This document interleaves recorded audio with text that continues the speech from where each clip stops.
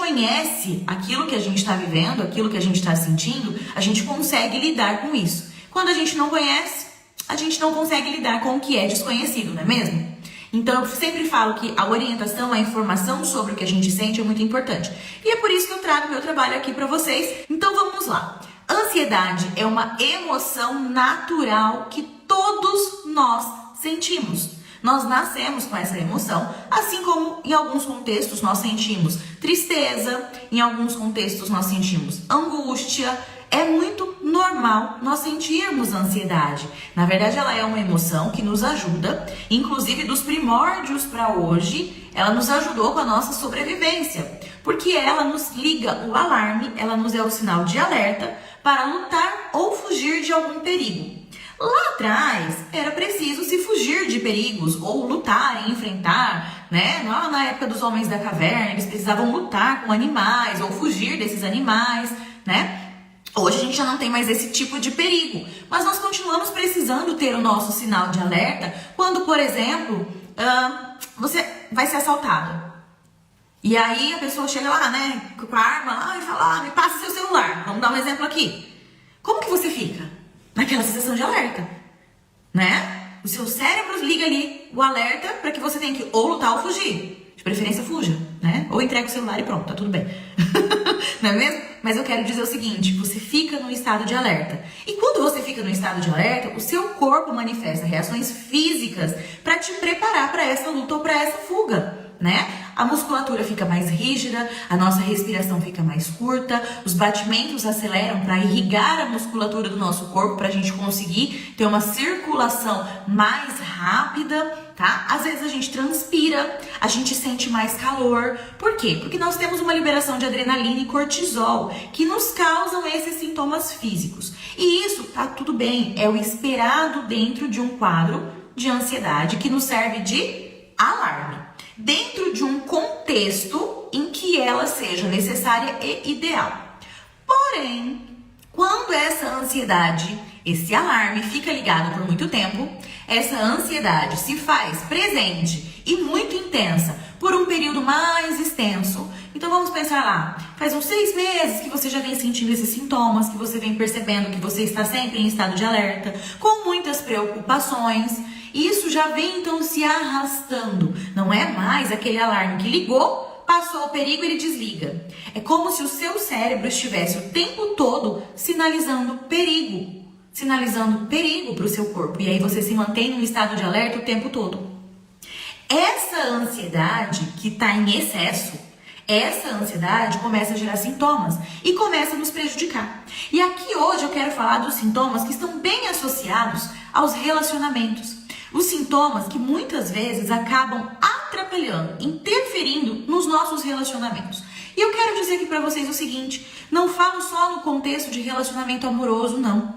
No relacionamento com os colegas de trabalho, com os amigos, né? O relacionamento de mães com filhos, de filhas com as mães, com os pais, com os irmãos.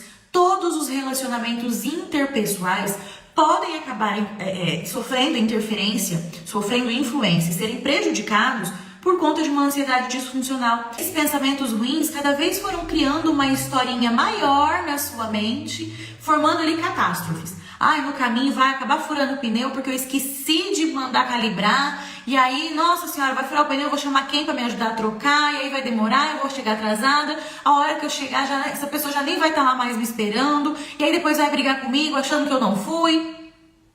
Esses pensamentos começam a causar o quê? Preocupações e mais preocupações. Essas preocupações vão criando uma catástrofe de pensamentos que, na verdade, nem aconteceram. Isso pode gerar reações físicas. A gente falou aqui que a ansiedade gera reações físicas, né? Às vezes eu tenho que levar o filho para a escola e tá saindo já um pouquinho atrasada de casa. Ai, meu Deus, esse trânsito. Ai, para num semáforo, para no outro. E aí atrasa mais ainda. E não vai dar tempo. E o portão vai estar fechado da escola. E aí a criança não vai entrar na escola. Essa criança vai ter que ficar comigo o dia inteiro. Mas eu tenho que trabalhar. Como é que eu vou ficar com a criança? Olha eu aqui inventando um monte de quadros de catástrofes e tragédias, dando exemplo para vocês. Por quê? Porque são muitos pensamentos distorcidos, porque eles não são reais. Aquilo ainda não aconteceu. É possível acontecer? É. Mas é provável? Talvez não. A gente precisa questionar esses pensamentos. Mas eles são capazes de nos ativar o quê? O nosso alerta. E aí a gente vai ficando cada vez mais alerta. E quanto mais alerta, mais adrenalina, mais cortisol, mais sintomas físicos. Então, mais batedeira, né? Acelera mais o coração, mais falta de ar, porque vai ficando cada vez mais curta a nossa respiração. E aí começa a transpirar, começa a tremer, pode dar formigamento. Quem nunca, não é mesmo? Mas isso tudo começa a acontecer, e isso que eu tô falando aqui que fica tão intenso assim, costumam ser as crises. Mesmo fora de crise, a ansiedade também pode interferir nas nossas relações. Porque essa ansiedade, ela começa a gerar alguns pensamentos distorcidos nossos. Às vezes, você começa a ficar muito irritada no seu dia a dia, muito cansada, desanimada, dorme mal. Aí aquela pontinha assim, ó, de fagulha, vira uma labareda, né? Uma gotinha d'água vira uma tempestade, tanta irritação.